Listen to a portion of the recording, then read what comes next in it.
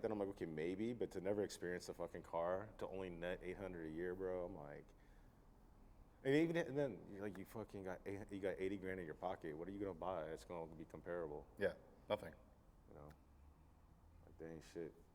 Um, cool. Shit. So fucking what episode number is this? Oh, Four. We're on 4. This is 4 now. Feels like we've done already like 40 of these. You know why this shit's cool? This shit is really cool is because Steve was like the first one to really fucking push this idea on me. And you know what? Because of Steve's video, that's when I hit you up. I was like, hey, I want to do this. And I have a space that we can use. I know, and Steve had been telling me about this space too. He's like, dude, Arllan's got this garage. Arllan's got this garage. And you know that story you were just saying earlier about how you were here taking care of his dog. I was here right. I remember the text message. Arllan's like, dude, I got this new place. You got to come check it out. And what was it? I think, I came to pick up brake fluid from you. That's right. That was the first time that you were like, come on down. This is the address. I have your brake fluid here. I was living here at that time, so. My man Arllan had it like fucking Tokyo Drift, dude. Dude, that episode was crazy because me and Steve just like, we're like, all right, fuck it, let's do it. And then we drove up, I think it was around the winter, right? Because it was cold as hell. And we drove up ACH, you know, super excited. We get out there, set up. Adrenaline was rushing. We were like, I was excited, pause. And so like, I wasn't really feeling cold, but once we like sat down and shit, and we started talking, both me and him, nobody said anything. But we knew we were fucking cold. Yeah, like I was over here like kind of like shake, like we're both moving our legs at one point. We're like, I think I remember that seeing your guys' video, and Steve's like, yeah, so my integrity. I'm over here, I'm like, fuck, it's cold up here, dude. I had like a t-shirt on and like the Dodgers, like, like the Dodgers shirt on, and I was like cold as fuck. You were in shorts, dude. You were in shorts. I know. I was trying to stunt. It was terrible. It was a terrible idea. Trying to stunt on the disappointed ACH. The concept was a great idea. The execution could have been better. Oh yeah, no. We were ill prepared for it to be that cold. But then again, we were at Newcombs, so it does get pretty cold there. That's why it was such a cool idea, man. It gave me a lot of juice. I mean, obviously, like, yeah, execution was horrible, but I learned a lot. You know what I mean? I didn't like, I took a lot from that, and I told you what I was going to. Like, we were going to drop it, and it was going to suck, and then we were going to scale back and kind of really learn. And then I needed to, like, I took both these guys up on it because I understood that we needed other elements, you know? And I kind of watched other pods, and I was like, we definitely need to add different elements of, like, it just makes it interesting. And so, like, I really thank you for doing that, bro, and forcing me to do that because here we are today. Here we are, episode number 4. Yeah. We were talking off cam. I wanna just jump right into it, and you kind of missed this, but me and Steve were talking off cam, and one of the things that I wanted to discuss was, and Steve said he was feeling the same way, and I'll probably let you take it first. Pause. But lately, I've been feeling like I'm not saying I don't want to be a part of the car community, but I don't know. Like I've been telling some of the other homies too. Like we've been DMing stuff like that and chatting, and like I don't know if I want to keep like building this car anymore. And it has nothing to do with the car. It has nothing to do with like my experience with the car. It's the way that I'm feeling, and I'm not gonna lead this conversation. I'll let you kind of tell us first, but like where your head's at. But for me, it's been a lot about the experience dealing with brands and supply availability. No, and I get it, because at the end of the day, it's exhausting, man. Like, it's really exhausting. And especially in your case, when you have all these brands and all these companies hitting you up that they want to build something, at what point does it stop becoming what you wanted to build and it becomes what the brands want to build, right? Right. And what it comes down to is that if these brands are like, hey, we want to throw these wheels on it, we want to throw this kit on it, we want it this color. Right. And it stops becoming your car, it's like, that's exhausting, because at the end of the day, it's like, I wanted to build something else, and this was my vision for it, but then you guys kind of just wanted to make it your car. Yeah, and man. Yeah. No, I didn't mean to cut you off, but that's a big part of it for sure, you know? I don't know what the right word is to describe that, but that's part of it. And I mean, I'll just jump into like where my head's been at. You know, I kind of don't, where like, and it started as soon as I kind of got back into the game. I didn't like the fact that if I ordered something, it took a year. Oh yeah, Like- Jesus Christ. Bro, my preference in things changes like by the day. Yeah. You know what I mean? Like what I like and what I want. And sometimes I buy something, I'm like, a week later, right? Yeah. Today I want Advance, takes a year. Oh, now I want Reagan Masters. 100%, bro. Yep. And then by the time I have it in my hand, I'm like, it's a year later, right? Mm-hmm. Like whatever feeling I had behind wanting a certain thing, it's not there anymore. Yeah. Like, and that bothered me. Like I did it, that's why I ran through the first kit, right? It's because by the time I finally had it, yes, the reps hit the market, but I didn't want it anymore. Then I got the second kit and it took like a little bit That's of right, time. you had the Ings kit before. Yep. I remember that. And I just didn't like how long it took me to get things. And then, honestly, you know why I like the Toms so much? Why I have such a close experience with the Toms? Because it didn't take me that long. That's Thank, right. thank God actually, the SEMA build, bro. I had it in my hands in like 2 weeks. Like that is the experience I want from the car industry, bro. And let me ask you this: do you feel that the more expensive a kit is, the less likely there's gonna be reps out of it, the less likely it's gonna come out faster getting produced? And is that what makes the appeal of it so nice? See, I would love your guy. I was thinking about this on the drive down. That's a good one. See, it's tough because there's a lot of new brands coming into the space, and I think they put a lot of time into engineering, and they do produce a good quality product. But then you look at brands, and I'm just going to use Toms because we're talking about Toms. But then you look at Toms, and I look at Toms. Some of these brands, like I like sports. Sports usually the easiest thing for me to have, like come up with examples, analogies. But I look at things like the Los Angeles Lakers, right? They can charge a lot for you to go to their stadium, their games, and buy their merchandise because they have like umpteen banners hanging in the Raptors. They did something, right? So Yep. Toms has contributed quite a bit to motorsports and motorsports history. So when I see the price, I'm like, I'm buying into legacy, right? That's cool to me. Like Yeah. I'm proud for that. But if you're a new name brand and yeah, you did a lot of engineering, but then you charge in like, I don't know, like whatever you want, an arm and a leg Yeah. for parts or aero Well, packages, I don't see it. With the new name brands too, it's funny that you mentioned engineering. I think we talked about it the last episode, where it was just like, there's a difference between like their hypothetical engineering and actual real tested engineering. Yep. And that's always the thing. Like I see a lot of new brands that are putting out like, we make X amount of downforce, we make X amount of this, X amount of that. It's like, but do you really though? Like, do you actually know what your product is doing when you're putting it to its limit? Right. Because if you're gonna say something like, the engineering part of it, like I'm not gonna pretend like I'm an expert, but I do at least understand the basics working like, with race cars and IMSA and stuff. And to me, it's just like, if you're gonna make a street product, that's fine, advertise as a street product, but don't release a wing and tell me that it's endurance ready for 24-hour Le Mans, because it's not. 'Cause Yeah, I- you're over here doing one lap of Auto Club Speedway and it cracks on the Roval. yeah, exactly. Yeah. So I do have a problem with a little bit of that, but I think even there, I could probably live with paying a little extra for something if it's new to the scene, they're building hype. Okay, I still will give you that benefit of the doubt and buy into that. But it's becoming really hard for me to stay excited about things and be like, all right, I'm working on the next version of the car. Yeah. Okay, it's gonna take me a year. When I'm ready to pull that trigger now, and it's like aero packages, it's like wrap material, it's like literally everything in the supply chain. And Supply chain's been hurting for a good amount of time now. see, that's my Yeah, point. things been taking longer than they usually used to. That's my point then. So don't you think that as someone, and like I'm not big on, like, not to nerd out too much, but like supply chain means forecast demand planning, Yep. right? So you're demand planning now out for a year. Okay, cool, you took total orders for a year. So you know how much revenue you got, but like, doesn't that get boring? Don't you hit like a ceiling? It's again outside of my, things that I understand. I'm not someone who does that, but I don't think they're making a profit. Yeah, and it's really interesting to see what some certain companies, I mean, like, speaking of like profit, and we're going to talk about all the supply chain stuff, like the history with a lot of like OG Japanese tuning companies, like it was straight up money laundering for what we will call Y. We'll just say Y. It's the first letter in a certain organization, but there have been other automotive companies in the scene that have popped up that were straight up there to launder certain amounts of money. Yeah. And that's kind of what a lot of it has I don't want to say that a lot of it is out there, but a lot of it still exists, just like anywhere else.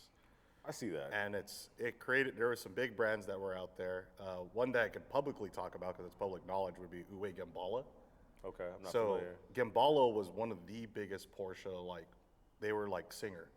So they were making all the crazy custom Porsches. I think they're still around, but basically, Uwe disappears. Nobody knows where the hell he is.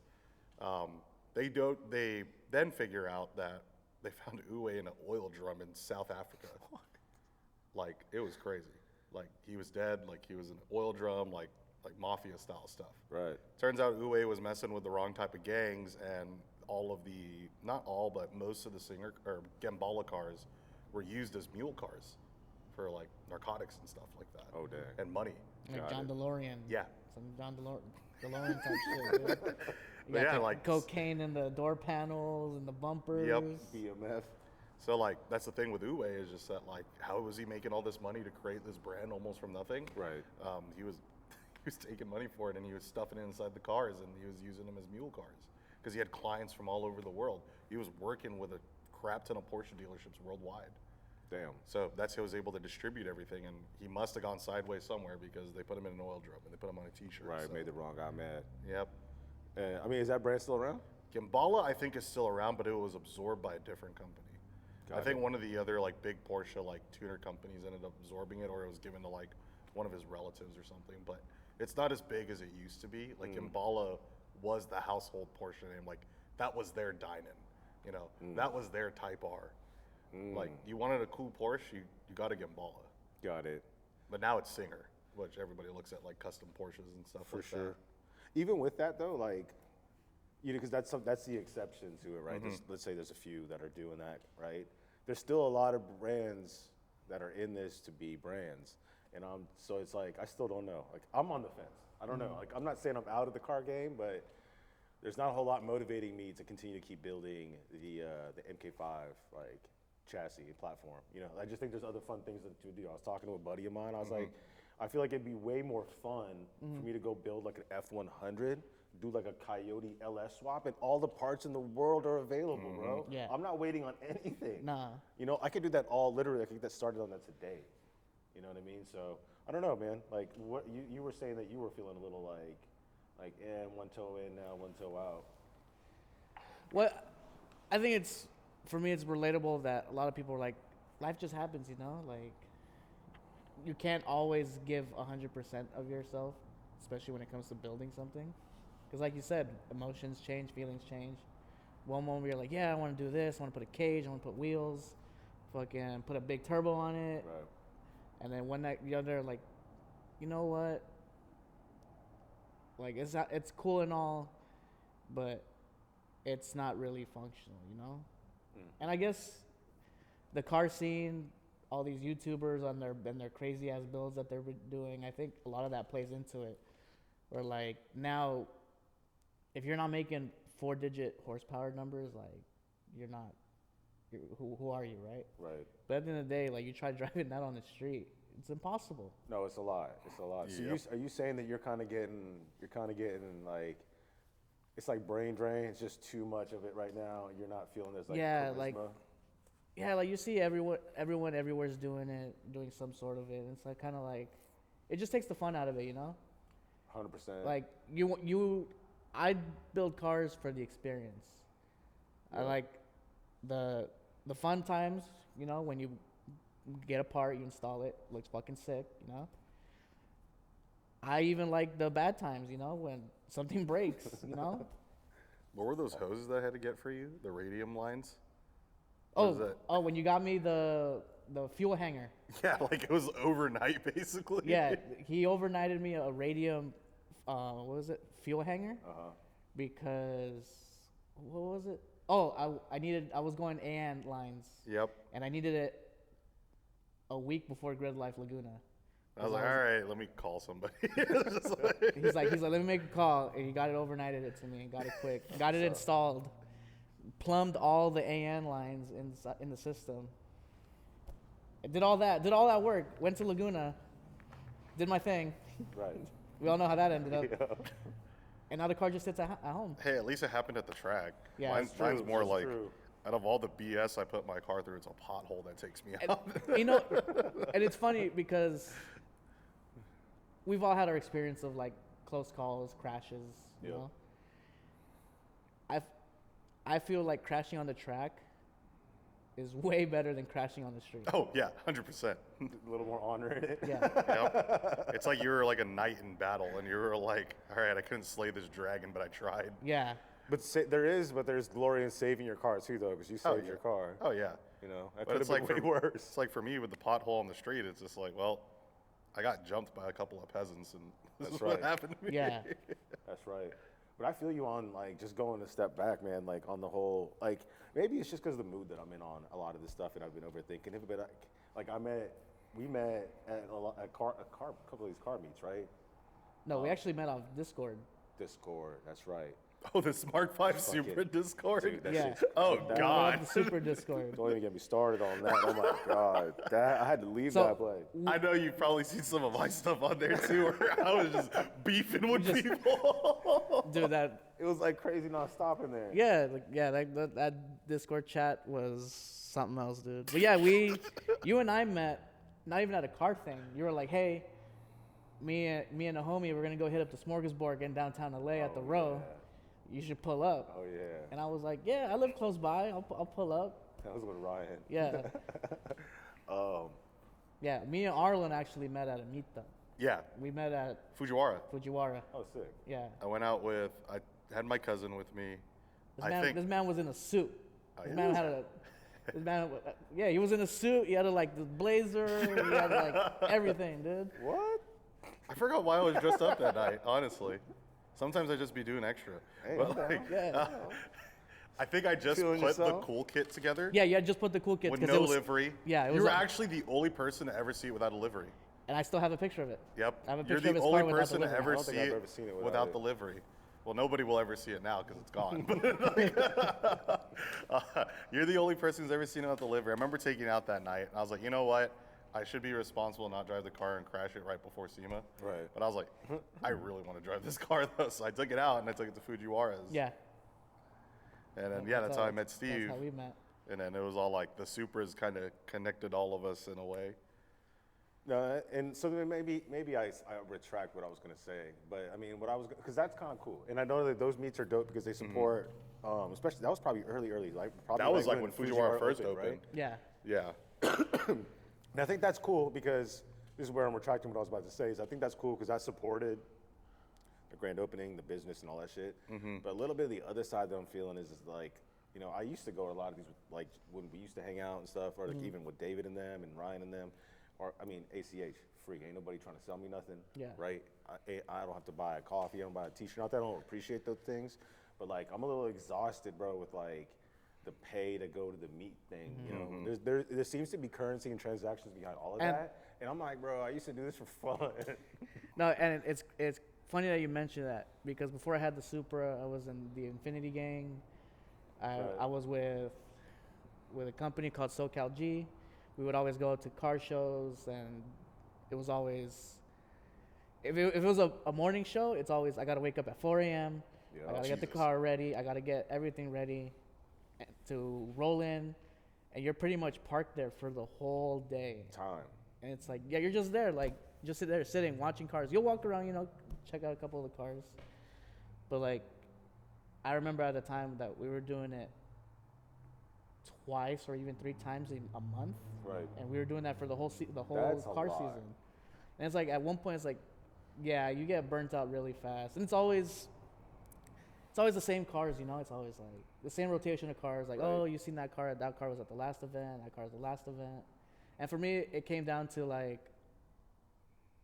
once I'm there, it's like, I'm there for like 20 minutes, and it's like, I'm bored already. I wanna go I know home. what we Just gonna doing. dip. Like, what are we doing? Right. And like, you can't dip because you're blocked yeah, off that's now. right. 100%. That's why I park on the outside. Yeah.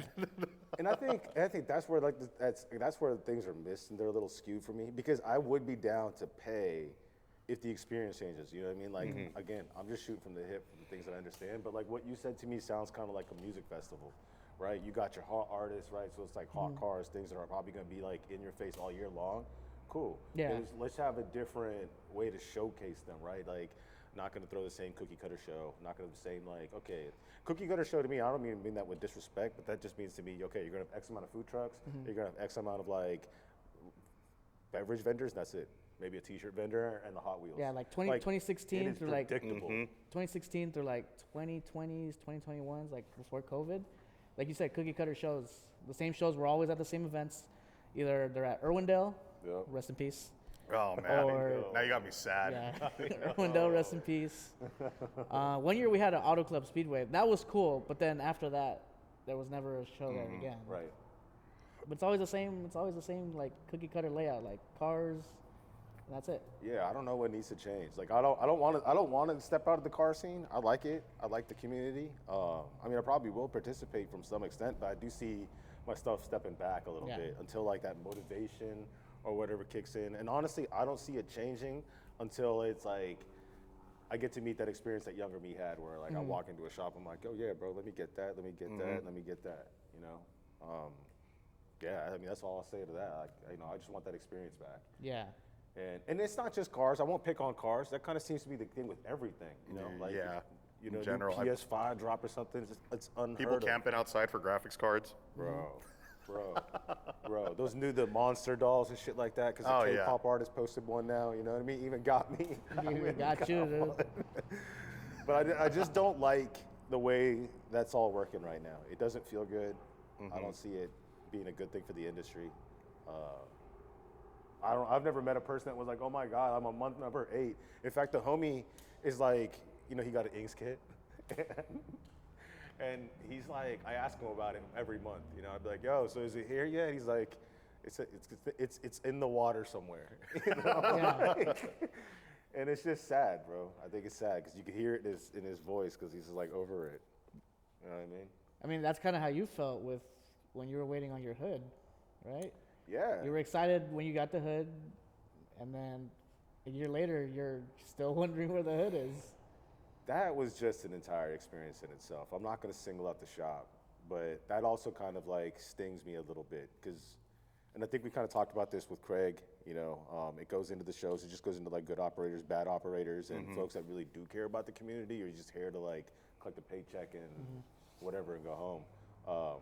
That was a part of it. Waiting for the hood was a part of it. And then the experience with the hood just kind of really took me out. I think, honestly, that probably started this whole thing because I was like, fuck that.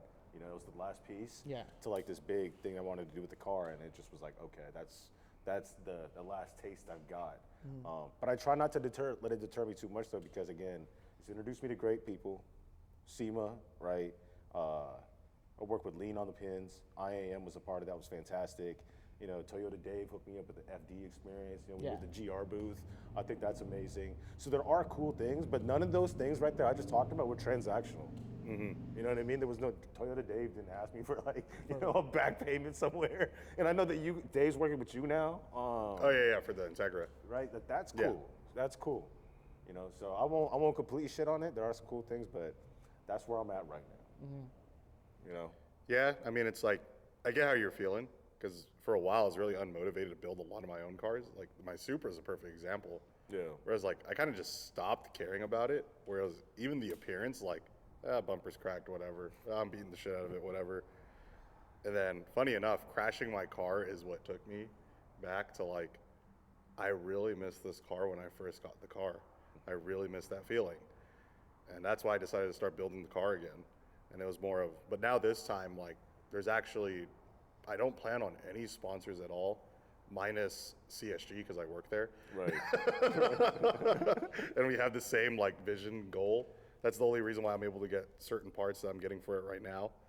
Yeah. And it's like, that's what's kind of reinvigorating it for me. It's kind of nice building something where there's no expectation.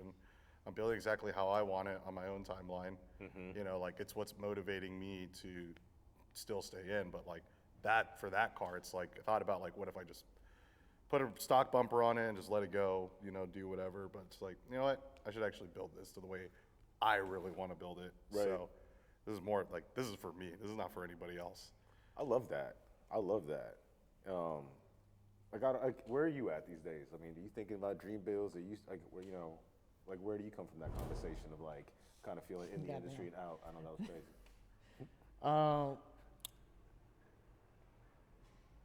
Like in terms of like, you want me to like, what about like what's next in like my personal fleet, or what I'm working on, or like what I want to build? I mean, yeah. I mean, I know you're working on. You've got the Integra. You're also really excited about your truck these days. I think you're more excited about your truck. Where's the Ducati? You got the bike, right? Yeah, I got the Ducati. Well, the Ducati is actually one of the like only builds that I feel like I've completed and like I'm happy with how it looks. And well, right now it's cold as shit, so I don't feel like riding. But like when summer comes, yeah, I'll bring the bike out. I'll ride a little bit. But you still motivated with the Integra? It's like you said. It's one. I have 1 foot in, 1 foot out. Like part of me is kind of like, I'm tired. You know, like at one point I just was dumping so much money into it, and like it was giving me problems. Where I was throwing even more money at it because that's how I solve all my problems. Right. Just keep throwing money until it's fixed. It works like 80% of the time. Yeah, 60% of the time it works every time. You know. It just hurts. I mean, yeah, I guess if it wasn't for me dumping all this money into it, I'd probably, you know, be more, you know, like I want to do stuff to it, but it's kind of like, I'm kind of tired, you know? I spent a whole year just dumping money, trying to get this car to a point where I'm happy with it. I'm still not happy with it, like, and it's kind of like, I guess I just needed a break from it, you know? I feel you on the Get brake back part. in the Supra. How back in the Supra? I do miss that car, yeah. I think, yeah, because I remember how excited you used to be, bro, with the Supra. Like, all the time. You would always, like, be like, let's go somewhere. So now I have the truck, and like you said, I've been pretty happy with that thing. The truck is cool, though. Yeah. I like that. I really like it because, yeah, like you said, all these parts are available for it. Yeah. Like, I ordered a radiator yesterday, and it'll be here on Monday. And it's like, I'm going to have it ready to go. And it's like, I get all these parts for it. And, like, it's instant, you know? Yeah. And also, it's usable. It's function over form. You know, it's a fucking truck. Right. Like, at the end, it's gonna be the tow rig. If someone needs help moving something, you know, I have a bed in the back. We'll throw stuff in the bed. For sure. That's such a good point, too, though. I mean, it's probably not the point that you were making, but, like, I probably would drive my car more. I mean, I do drive it. I'm not scared to daily the car. I don't have daily it, but you know what I mean? But if parts were more readily available, if I break something, right, then I absolutely would drive the car because I'm like, oh, yeah, I can get it right now. Yeah. Right? But if it's going to take me a year to replace a part, I'm thinking twice.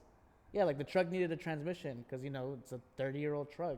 Yeah. It had over 100,000 miles. It's gonna start needing, you know, major mechanical things. Right. The transmission, I dropped it in 30 minutes. I took it to a shop. They got it back to me in 2 days. And I threw it back in another 30 minutes. So it's like, That feels good. yeah, that feels good. That feels accomplished. That's actually you know? a really fast turnaround. Yeah, it's a really Jeez. fast turnaround. Yeah. Versus if something breaks down on the Supra, you're out. Who knows how long, depending on parts availability, For right? sure. We've seen that with some of the homies. Like, that's why when I hydroplaned in the Supra and I got crashed, the insurance looked at the car and they're like, we don't even want to fix this. Like, we don't know the parts availability. Like, last we heard, because it needed a transmission and a differential. And it's like, last I heard, there's no parts availability for like 2 years on this thing. So it's like, we're not going to waste money on storage I got a fees. transit diff right here. Why do you think I hoard all this stuff? You fucking hoard all these spare parts, dude. It's actually a good idea. Yeah. I should start crashing more Supras, start hoarding parts. Bro. But it's I like, feel yeah, you. it's like you have all these parts shortages, and it's like, that's where you get tired, you know? You're like, I'm tired of waiting. I want to Yeah. go experience. The joy is in the experience, you know? It's like, and I find joy in things that function and do something, right? Yeah. Like I found joy in the Integra because I could track it. I was able to take it to the track, do a couple laps, you know, load it up on the trailer, go home. You could also clown on people in the street with that car And because they weren't expecting it to be boosted. Yeah, I still get like eye-opening remarks from people when they're like, oh, so how much power are you pushing in your Integra? They think it's like NA, you know, like, oh, you know what, like 250. And I was like, no, it makes 450, but the engine's built for 700 because the top end's all titanium, the bottom end's sleeved, and it's all reinforced. And it's like, yeah, the engine can produce 700. I just have it down tuned to 450. I remember when you brought that thing here for the first time, I'm like, I miss this. Yeah. I miss old cars that had crazy power setups Yeah. like this. Right. Wheel hopping down the street and just Dude, Tripping. that video that you took of my Integra Yeah. going down the street, I think it was spinning in every gear Yeah, and I heard redlining. it in line the whole time Yeah. until he finally hooked it. I was like, oh, he's gone. Yeah, and then those RT615s were not the right tire No. for the night. You got to see that build through though. I know, and I'm gonna see. It's one of those for me. That Integra is one of those forever cars. I don't think I'm ever gonna get rid of it, just because of all the time, all the experience, all You're the memories almost I've there. had You with just need that to work car. out the kinks. That's it. Yeah. Yeah, it's like the only way that you'll ever see that car gone is if I crash it, like Beyond in- total. beyond total, Yeah. in a spectacular fashion. But even then, 6 foot jump at the wall at Laguna. yeah, and then even then, just buy another shell and just transfer everything over. You know? Saw a There's video another this shell morning. outside too. Yeah, there you go. You got another shell. I saw a video this morning, and it was who was it? One of the homies was at the track. He was at Button, and he hit a horrible sub, and he was posting like his dash cam, and it was nothing but Integi spinning out in front of him on the track. Oh man. It's probably me. No, this was recent, but Old Integra or new Integra? old, Okay. old, yeah. So I was like, I know all the guys with the new Integra. I'm like, who am I going to clown on now? It seems like a lot of power going in into some of those turns. Yeah, Spinning the things out. the end build for that one is gonna be like an all-wheel drive setup. It has to. You know? Oh, that's going to be crazy. Mm-hmm. That's the whole CRV drivetrain swap and all that stuff. Yeah, it's not gonna be CRV because I've been doing my research on it, and it's still front bias. Mm-hmm. I have to source all the parts out of the Civic all-wheel drive wagon. Wow. That allows a 50/50, and I'd rather have a 50/50 That I did not know. than a front bias car. Just because I do want to fucking slide it around, you know. Oh, Do is that- all-wheel drive slides in Integra. Okay. That'd be pretty cool. Yeah, when I get the all-wheel drive, then I'll probably bump up the power to like 600, 650, you know? It's more usable in the all-wheel drive form than a front-wheel drive. Keep you Yeah. grounded. Yeah.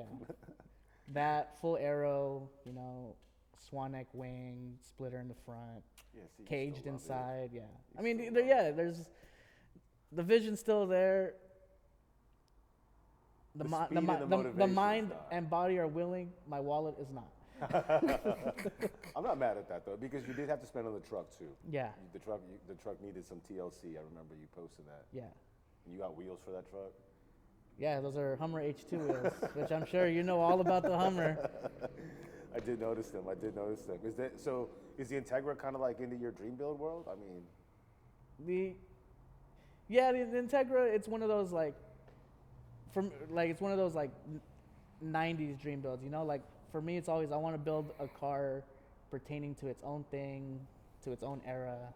what is a dream build? Like, I feel like we kind of toss that around a little loosely. Like, what's a dream build? Unlimited funds. Okay. Yeah, essentially, yeah. It's if you had unlimited funds. Unlimited what would you funds, do? and like you could find every rare part in the world, or any rare car, because like there's only so many F40s out there. To me, it's like when you talk about a dream build, like that doesn't matter to you. That Yeah. there's only like 40 or 50 F40s left in existence. Yeah. Like you could do whatever you want. Because like if you were asking me what my dream build would be, it would be an FD with the Mugen V10 F1 motor. With the Ray Amamiya Super G kit sitting on center lug Rega Masters, if those could ever be made. That's a dream build. So dream build is accessibility to parts is very Yeah. important to you, and unlimited wallet. Yeah, that's definitely a quarter. Like no, that's more than $250,000. That's probably like almost $1 million build right there. Thinking about all the parts in my head and all the fabrication that would go Yep. into it. Jeez, yeah, for sure. Yeah, but I don't have that kind of money, so never gonna happen. What do you think of as a dream build?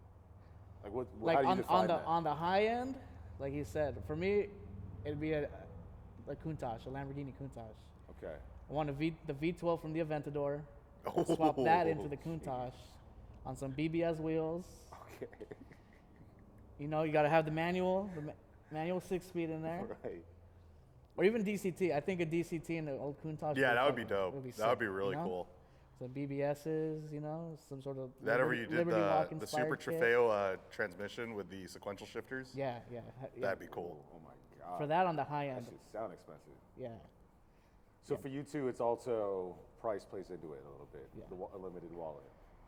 But like if I were to do, so if we're doing a dream build for like something that I can probably do, It'd probably be some sort of V10 powered like vehicle, you know? Viper. Maybe an S chassis or Viper. some sort of. Viper is just a different animal. Yeah. Vipers are actually not that expensive. No, they're not Unless that you're expensive looking at all. at Gen 3s. Yeah. Gen 1, Gen 2s. Like, out of all the super snakes, like the Viper is like my favorite. Yeah. Like, out of all the American cars that call themselves after snakes for some reason, Cobra, Right. Viper, whatever. Like, Viper, that one's my Venom, favorite. Cobra. Yep. Yeah, the Viper is definitely my favorite, especially the third gen ACR. When they released that, I was like, oh my I don't know god. what the third gen looks like. The third gen is like the newest one that's out now. Okay. Yeah, That so shit is badass. they made the ACR edition, like super badass track car, and I'm like, I want that. I remember I think everybody at one point wanted a Dodge Viper. It just was the it car. Yeah. Like growing It up. had a V10 in it. It's like, And it's just cool. 2 seats. That's it. Yeah. Like, Well, I don't want the first gen. It's got like Dodge neon like steering wheels and shit in there. Like the No way. worst goddamn interior and zip up windows, I think, right? Yeah. Yeah, the first gen had zip up windows. The first gens are the ones that like kill themselves because Yeah. the driver doesn't know what to do. Yeah. oh, Like, in no- the event of a crash. That- No traction control, no have. ABS, no stability control. Like once you're done, you know? God, that's all bad. I mean, so like, I don't know, bro. Like, I feel you guys on the deep wallet side, and this is probably a me thing. You know where I start to like, because I've been thinking of like how to like motivate myself to stay in the game, and I think a lot of it's going to be probably older chassis and stuff because of parts availability and the fun component in building something like that. The things I think I would probably like to have in a dream build would probably be access to like, man, like probably a good garage. You know what I mean? Someone that can do the work. I was like, me and Arllan got garage. shots like that. No, but like, you know, I see some of these things, bro. Like, and I'm not gonna lie. Like, I've been in a black hole looking at a lot of these like domestic, older like SUVs, like the trucks and stuff, like old C10 Chevys, 71 Chevys, looking at like 67 Fords. And it's crazy what some of these shops do. I appreciate the work. Like they're like elongating the chassis, widening the chassis, right? yeah, that stuff is crazy. Right. I've always had a thing on old American cars, the chop tops. Just bringing it down a little bit. I'm like, I see things like that and I get really motivated. Yeah. So if we're gonna talk about old American cars, then my dream old American build is still a Pontiac Judge 69 GTO. Yes. That or a Plymouth Barracuda. Barracuda, come on, let's go. Yeah, like those two, and like if I did the Judge, the GTO, I'm throwing a Demon motor in it. No questions fucking asked. Like, there's me- a Dodge Demon motor. For me, it's the 72 GTO. 70. That one's a good one too. Yeah, That's a both great like car. 72 GTO That one's a great year. or an Elco. Elcos SS. are cool too. I like Elcos a lot. And like out of like between, I don't know if I would do like between the Mustang and Camaros. I'm either set on the 68 Fastback or the 67 Camaro. The one that has just like the flat front grille where it just looks intimidating. That shit is sexy. Like the Z28, like that thing was cool. Yo. But like Camaro would get an LSX in it. Yeah. It's like putting a Ford motor in a Ford. I'm putting a Demon motor in that thing. Dude, those Coyote motors get down. I'm learning. They get down. I'm I learning like about them. those things, man. It's just that being in Mustang Challenge and working around them kind of gave me a PTSD with some Mustangs. So axles blowing up everywhere, overheating. So Yeah. yeah, it had an effect on me. Like, that sounds like a bad effect. It was I first got like when we first heard that we were gonna do the Ford Mustang Challenge. I was like, oh, this is cool. This is the first Mustang Challenge in a while. So this is the first opening series. They didn't have an S550 Mustang Challenge, so for the new S650 Dark Horse, like we're doing a new Dark Horse Challenge car. Like this is cool. We'll be like one of the first teams to do it, first season ever. I was like, I'm excited. After the second race, I'm not excited anymore. The only thing that kept me there was my team. God. But other than that, it was axles blowing out every weekend, heat management problems. The car would get so hot inside that I had to pull the driver out during one of the races in Coda. And when I pulled him out of the car and I had to get the car off a pit lane with a glove on my hand, a heat-rated glove, Right. I put my hand on the trans tunnel, I burned my hand. through my glove. Shit, how hot do you think it was? Oh, dude, easily inside they get at least 130, 120. Bro. It is hot. Bro, It's like a pizza oven. Yeah. that's crazy. You were getting baked alive in there. Hell yeah, sweating. And by the way, whoever the hell's running WEC, whose goddamn bright idea was it to run a race in Texas in the middle of the fucking August heat? I'm sorry, but that was just the most idiotic decision I've ever seen in my life to run an event. Hey, let's pick Texas in August. Why? Right. You know how hot it gets in Texas in August of all times? All bad. I mean, All you've bad. been before. I've been to Texas in the summer. It's fucking hot. Yeah. In Dallas, it's fucking Yeah. nothing but flat ground and it's hot. Just the sun just beating on you. And then the summer storms, forget about it. You know how fucking humid it gets? Yeah, you won't catch me out that way. Not at all. These West Coast till I die. Dude, I used to travel a little bit, and I cut through that, like that whole midsection, and it's, yeah, bro, the weather is not the business. That's the reason why folks move to Cali. But I feel you on that. Like, I think that's probably the biggest thing for me is it wouldn't be the money on the dream build. It would be like having folks I could work with. Yep. You know what I mean? That, because you want to be able to build something and then be like, all right, like that shit, Yeah. like you said too, on the form and function side, you don't want to take it out, start cranking gears, and then shit just, like, fucking go sideways, and now it's going back to the shop. I think that's the most important thing for me, bro. Hands down. Good quality shop. You know me, I like to work with people, build rapport, and that way, I know I got what I got, and I take care of you. I think that's, like, probably the most important thing for me, is having, like, a shop. Oh, yeah. I mean, it's like it's a place that you can trust, that you can bring your stuff to. Yeah. Not worry about anything. And then also, like, have a vast wealth of knowledge for whatever idea you have and want to put into fruition. And the resources as well. I mean, like, it's not really something that's easy to find these days. It's No.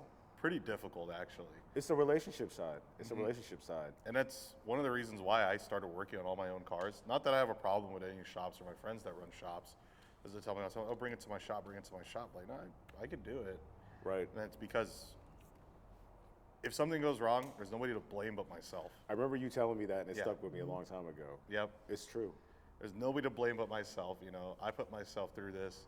Like, I did all my own work. Right. And it's like, it's funny because, like, with my friends' cars that I work on every once in a while, like, and it's like, it's very sparingly that I do work on friends' cars. I used to be like automotive technician and work on them all the time. But it's like, if I work on your car, that means I fucks with you heavy. Because I do not want to be working on other people's cars. I'm sorry, but like, I am retired from that life. It comes with a different type of, like, Yeah. fucking energy and shit. I feel you. I feel that, because I don't take on projects with people that, like, unless I fuck with you, because it can get crazy, it can get weird, you know what I mean? Sometimes friends don't want to pay either for shit, and I'm down to, like, pay for stuff, but, like, Yeah. come on, bro. Like, It's more of like, I want to make, like, the people that I work with on their cars, I want to make sure they're the kind of people who's not going to blame me for their turbo blowing right. after I just change, like, diff oil. That part. Like, part. what the hell did I have to That do with your part. turbos, dude? Like, I changed diff oil, or like, I changed the wheels on your car. Right. That kind of, like, as you was talking about that, I was thinking about something pertaining to you. I'm not trying to pocket watch or anything, but, like, Steve kills it. Steve make a lot of money. He make good money, you know what I mean? But you mad humble, though. People wouldn't know that about you. Like, what do you think, like, really keeps you grounded on shit like that? Like, I also know you a family man, too, in the sense, like, I think you have a family, but, Sorry, like, this man got Riz. bro, I think it's dope as hell, bro. Like, you know You what see I our mean? DMs. Sometimes he shows me too much in the DM. Pause. But I see the way you talk about your folks and you interact with your folks and you be talking about things, and I think that's just, like, really humbling. Like, humble people do shit like that. You even got booted out of your space at the crib with your cars and stuff. You supported your parents. Yeah. On them doing that. Where's that come from you? Like, I guess what keeps me grounded is family, like having that support system, I'm thankful that I have my mom, my dad, I have them in my life. They're always there supporting me 100%. y'all seem really close. Yeah, it's that, and really it's like, I don't think I'm better than anybody because I can do certain things. It's actually, I learn what I do so I can help people, Like, get a sense of accomplishment being able to work on my own cars. Totally. You know, and being able to help my family. It's the way that I was brought up from my parents. It's why I'm very respectful. You know, if I see someone that needs help, I'll help them. I've seen that. Yeah. So it's really like a support system. You know, I got friends that will always be like, hey, like, you okay, dude? Like, how's everything? Like, thankful for a lot of those friends, including you guys, who always check in, you know? Right. They're like, hey, how you doing? How's everything? Like, Yeah, I wanted to tip my hat to you because I noticed that kind of shit, and I mean, you know, I follow a lot of people, and a lot of people don't have that component or like at least carry themselves that way. And I think it's kind of cool. It's obviously like why I get along with you so well. It's because of how you hold yourself up, but you also, like I said, I see you celebrate your parents all the time. I just think that's mad dope. You know, like I think it's cool.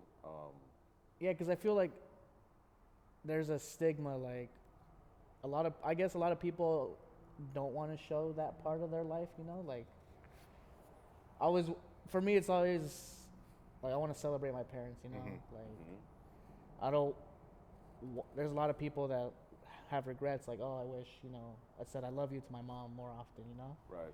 And it's always in the back of my mind, like, I don't, like the day that they leave, because, you know, eventually we all die, you know, so their time's going to come at some point.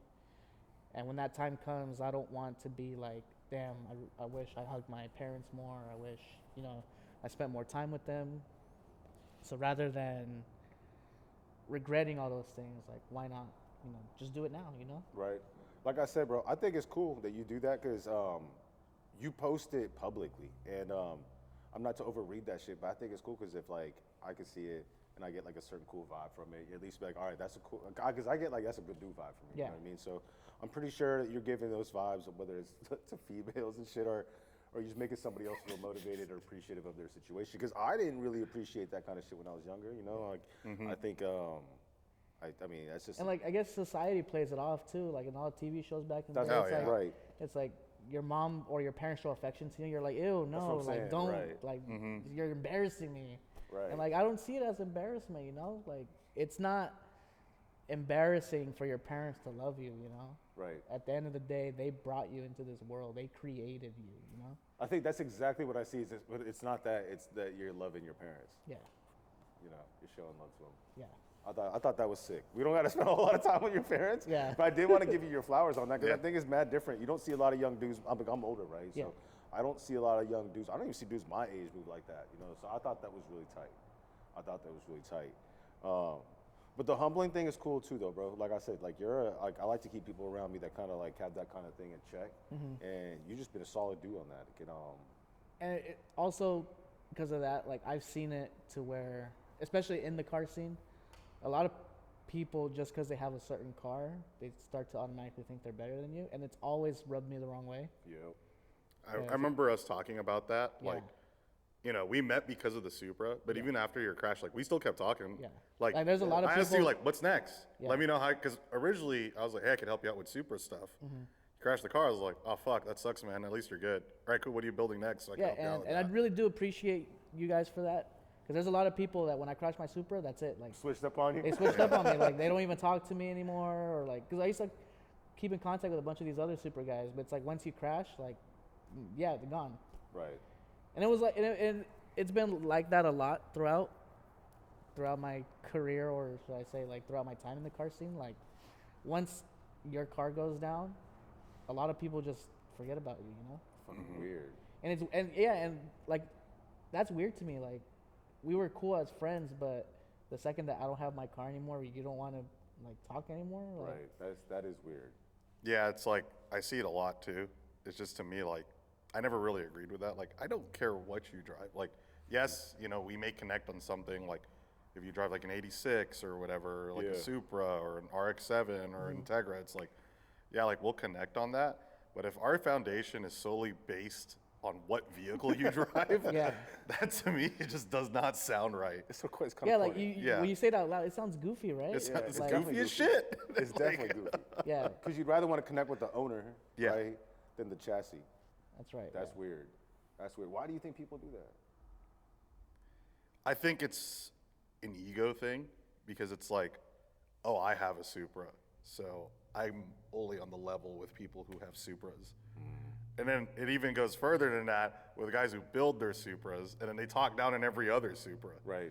I mean, Oh shit. I don't want to say I'm not completely guilty. I'm not completely not guilty of, 2.0 activities, but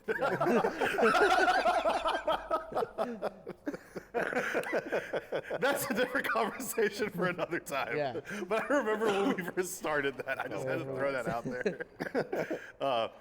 But like, it's one of those like, yeah, like guys who like fully build their cars and like, you get what I mean? Like they get a certain ego, and it's not even just with the Supras. It's anybody who has a car within a certain like car community, and they're like built to like the max stats, whatever they did to their car, like body kit, engine, wheels, interior, all that. And they just start talking down on everybody else, or they kind of like look down on all everybody else's cars, like, oh, like an Evo X pulls up, fully built out Voltex kit, all this stuff. Stock one pulls up. The dude with the Voltex kit, he will tell the stock guy, oh, how come you don't have TEs and a Voltex kit already? Like, dude, I just got this car. Back up. Yeah. That's like the dude in the gym who thinks he's a big dog, man. Yeah. You know what I mean? Or like the kid in the UFC class who's learning jiu-jitsu who thinks he's top shit. There's always gonna be somebody who can get down with you better, right? Who can fight harder than you, lift more than you. You just gotta like. It's funny because I was rewatching the Avengers last night, and it reminded me exactly of the scene where Captain America and Iron Man are like squabbling up and they square up to each other. Right. Where he's like, he tells Iron Man, like, you know, you're a big man in a suit of armor. Like, you take that away, what are you? Right. And that to me is like a lot of people in the car community are like, yo, dog, that's a nice RX-7, but out of that, what else you got? That's what I'm saying. It's got to be the person. It's got to be the person. And you know what? That shit, I was smiling as you were talking about that because I didn't think I was going to talk about this. I wanted to wait for Carlo. But Carlo's at a car show. But I was going to ask her, he has nothing to do with this, so I'm not trying to throw him under the bus. It's just all me personally. But when we were at Super Sunday, I kind of heard some chatter post-show that, like, some folks were upset that they didn't get to park inside. You know what I mean? And I'm like, that's kind of fucking silly, bro.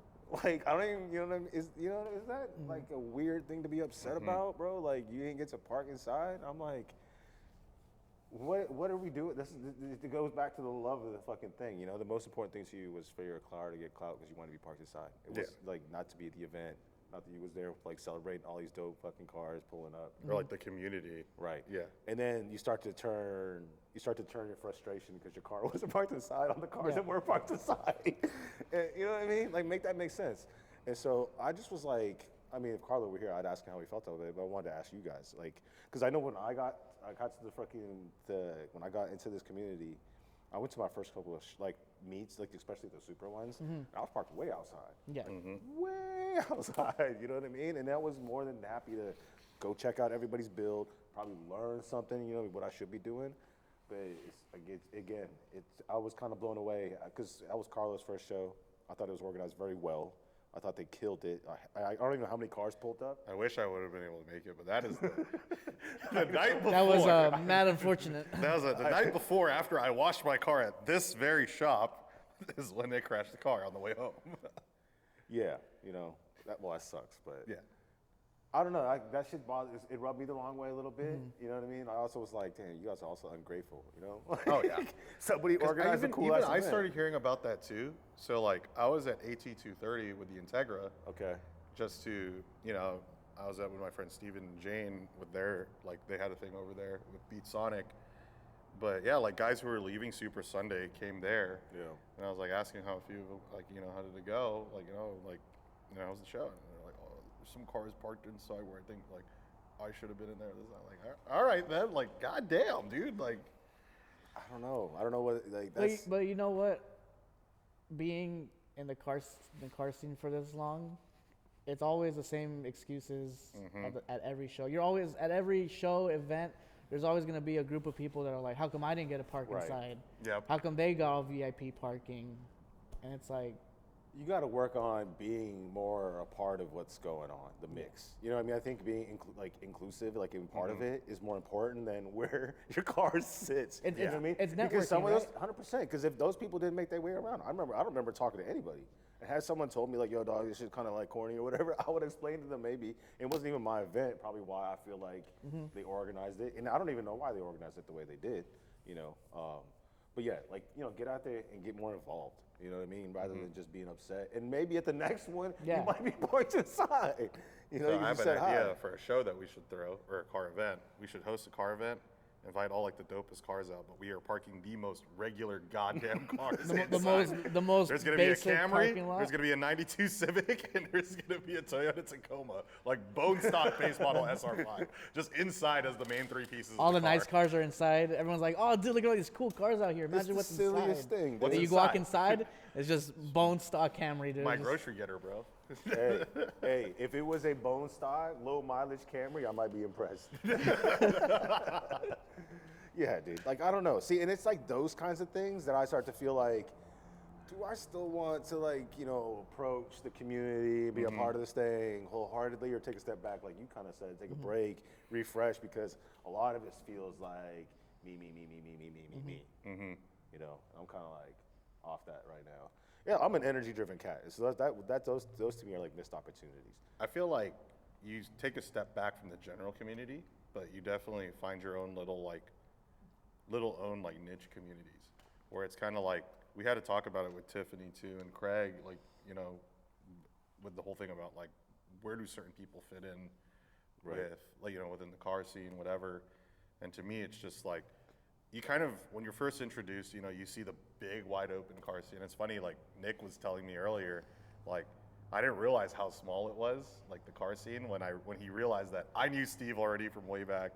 Like, I'm super close with like a couple other people that he knows, and like sure. you guys too. And so it's just like, you kind of find like we're our own little community already as it is. Right. And you know, we kind of facilitate what goes on inside to keep a certain energy level very true. and a certain integrity. That's very true.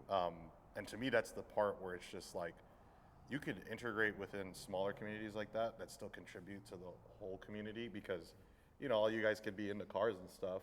Right. And, you know, do this and do your builds. But then also, like, they're your group of friends. So, like, hey, let's go grab a beer one time, or, Totally. you know. Totally. Steve talks about that a lot. Yeah. He used to want to have like a clubhouse for a minute Yeah, I still want to have a clubhouse, you know. to do just this shit. But yeah, yeah. But like, the sound check was going on last night. but like to piggyback off what Arllan said, you really got to find your own niche little community. And I think at the end of the day, that's what keeps me going in this car scene. Yeah.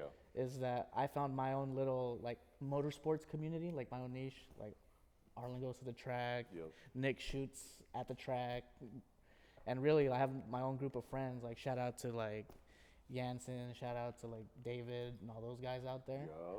Yep. I really feel close with them, and because we all share the same passion. You know, we all like going to the track. We all just Totally. like spending time. You know, and it just brings us closer. And I think that's what keeps me going. It's like having those group of friends. Like I said, comes down to support group, right? Right. Coming down to that support group, counting on them. You know. And You're really- right. You're right, because sometimes I'll be more excited about to see the homies at a meet than I really am about Oh, whatever the hell's that's the going only reason on. why I go to certain meets. Yeah. Like, if the homie is like hosting it, or if the homie has a booth, or if the homies are going, like, then I'll go. Exactly. Like, I mean, like any other reason would literally just to be to support a certain business. Yeah. But even then, those certain businesses are most likely my homies. So Yep. it's like, Yep. I'm out there to support the homies always. Yeah. Yeah, that does feel Yeah. better. Yeah, because like you said, like if you look at the car scene as a whole, it's extremely toxic. Oh, yeah. Whew. Oh my God. Yeah. Toxic is probably a nice way to put it. Yeah. Toxic corrosive. Is a nice way to put it. So like the only way to be safe from that is, you know, you find your own little community, you know, your own little habitat as You do. You do. Community's got a crazy buzzword for me right now. Oh, excuse me. It's because I'm watching this new show, Paradise, and they use community word a lot, and that shit is crazy. I don't know if you guys have seen Paradise. I'm on Ted Lasso right now. Have not seen it. You're on what? I said I'm watching Ted Lasso right now. Hold on, wait. I had a slow reaction to that. I know. I almost had to like double take to hear that. I was like, what did you say? No, but this shit, it's actually kind of cool. It's about, I won't give away a whole lot in case anybody wants to check it out or if someone's watching it at home. But it's a community of people, but it's a new community. So what happens is that Earth is about to be like you know what I mean, Dunzo. And so they got to build this new community underground, and it's a very select, small, like everybody can't go. So they just try to pick like important people from certain things. You can contribute this. Oh, you. Oh, do so it's that. kind of like Lost from way back. It in the day. absolutely is. I wanted to say that, but like, Yeah. So community's kind of got a crazy buzzword because they're down there right now doing like Lost things. Yeah. You know, like Lost started out very like, oh, we gotta help each other. Yeah. Play's crazy. Yep. Then it's like whatever that book is where people start fucking fighting each other, and it's all like animalistic and shit. Lord of the Flies. Lord of the Flies. Yep. Yeah, bro. Lord of the Flies was a great book. It is, but I think it's crazy that they make us read that as kids. Yeah. I was like, damn. There's a lot of books they make you read as kids. It's like some pretty fucked up situations, but I think it's a good thing. Like of Mice and Men. Like Mice and Men. you gotta realize Mice and Men is crazy. this dude and his mentally retarded friend, and like they're taking care of each other, and like they're homies. They're like brothers, and then.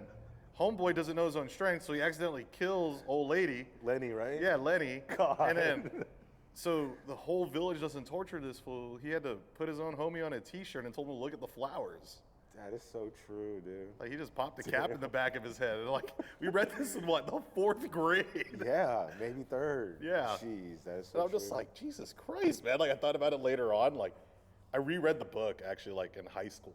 Okay. And I was like, good God. I was like, God damn. I mean, I still remember it. Yeah, that's a crazy one, dude. Yep. That's a crazy one. Shit. We started doing this new thing, Steve, where we try to like end the segment with like just talking about something random or anything we wanted to contribute, or going back to something we were talking about.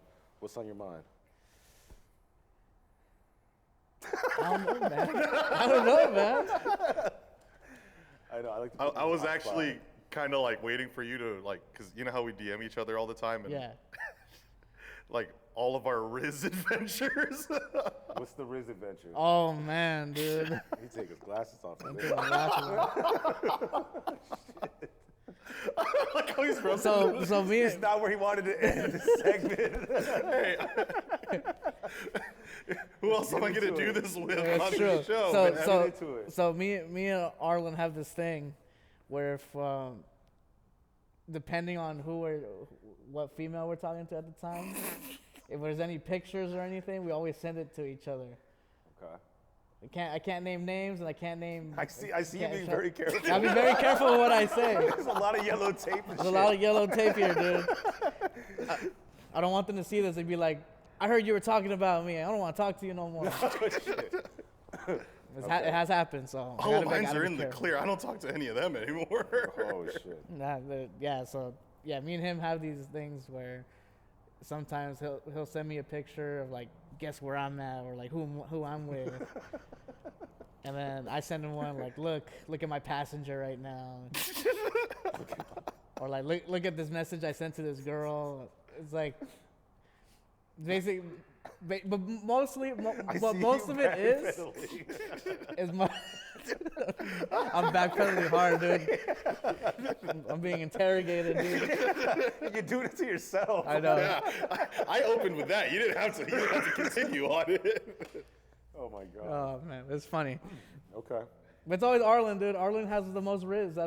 If it was a competition between me and him, dude, I lost. This man has all the riz. Nah. Interesting. This man has riz in different countries, dude, from what I've seen. Hey, that's a superpower.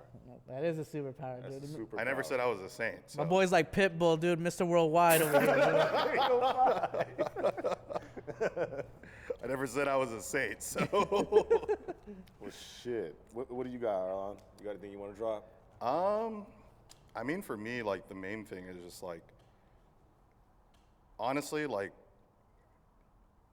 when I did crash the Supra, it kind of opened my eyes to a lot of things. Like when like the crash itself was whatever. Like I've been in more violent crashes. Like the car is fine. Like just a new bumper and skin. But when I kind of brought up like building it with no sponsors and doing it for myself, like it almost feels like I'm actually building the car this time.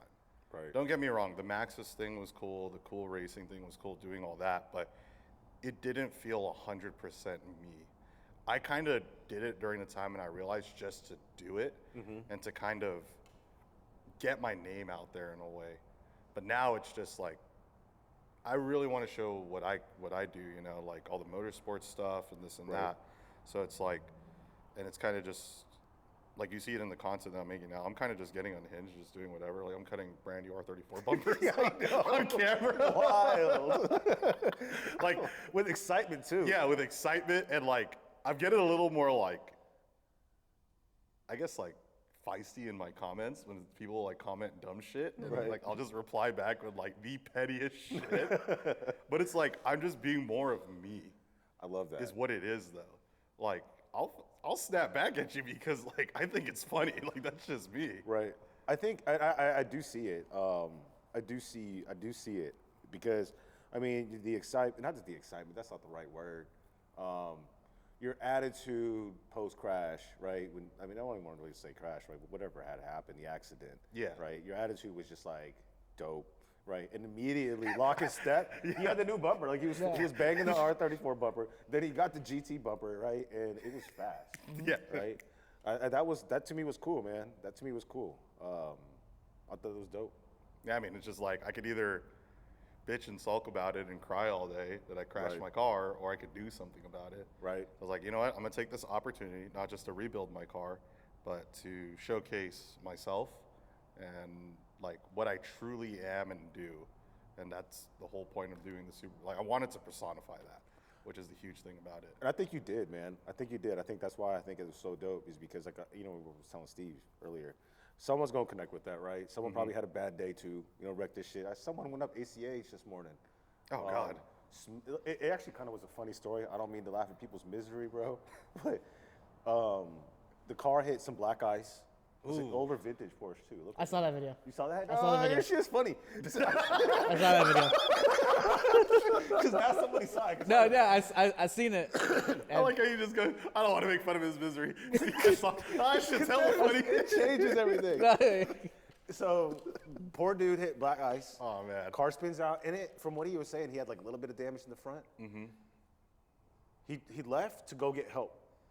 And when he came back, somebody hit the car again. Oh, shit. oh, The black Supra? So, or did you see that Porsche, right? yeah. You saw that? Dog. I was laughing this morning. I didn't mean to laugh. So okay, so I'm gonna show you a video. So that Porsche was there, right? Like there's a guy driving by taking a video. Like, damn, look at that Porsche. It's all crashed from the front, from the back, and he's recording in the rearview mirror. All of a sudden, blue Mark V Supra comes out of nowhere, hits the fucking the side of the mountain, and crashes too. What's with everybody in crashing, dog? I thought you were talking about that video. No. So I have another video. I'll show it to you after. Yeah, so there's a video. He's filming that same Porsche and a blue Supra. You see and then you just hear it hit the wall and it just spins out. God, bro, all bad. But it's like if you know there's ice up there, you gotta slow down. Yeah. The weather conditions aren't perfect. That is why, like, mountain driving for me, I will fully admit I am the slowest mountain road driver ever because I do not like the uncertainty of the variable conditions that it presents. Straight up. And for me, it's not even about road conditions. It's about other people on the road. Yeah, it's never Yeah. us. It's always someone else. Something else, right? Yeah, a factor you really can't control. I mean, Oh, me and agree. Steve understand that completely because we ride bikes, so it's almost never us. Dude, it's not safe up there for bikes. Yeah. It is Oh, not hell safe up there no. for bikes. Oh, I've ridden up there in the Ducati. It's scary, dude. Yeah. I'm just saying because of other drivers, like they lane Yeah. split, they're going crazy. Yeah, it is just like bikes are the last thing people are looking for. Man, I thought you had seen that because that almost made my morning. I think like I appreciate both of you guys sitting down again. That this was cool for me. I kind of changed my mood this morning because my mood was a little off with some of the things that I wanted to talk about. And maybe I got a newfound perspective on finding ways to still stay active in the community. Might not be with this build. I'm not gonna let the build go, but But I do want to say that at the end of the day, it's all authenticity. As long Yeah. as you're being authentic. Who gives a authentic to shit? yourself. Yeah. We don't lie to Authentic, yourself. As long Don't as lie you're to authentic yourself. to yourself, like, who gives a shit what anybody else thinks? Yeah, because I think if you're not authentic to yourself, your build or whatever your mentality you're going into it is just not. Yeah. You're not 100% there. I just always yeah. tell people, it's like, just be you, like, and that's the best thing you can do, unless you're Jeffrey Dahmer and like you're having pulled people sandwich. But like, other than that, it's like just be you, dog. Yeah. 100%. No, well said, fellas. Well said. Well, shit, Steve. It's been a pleasure. Appreciate you, bro. My Nope. dog. It's finally both me and you on one of these. Peace, y'all. Peace.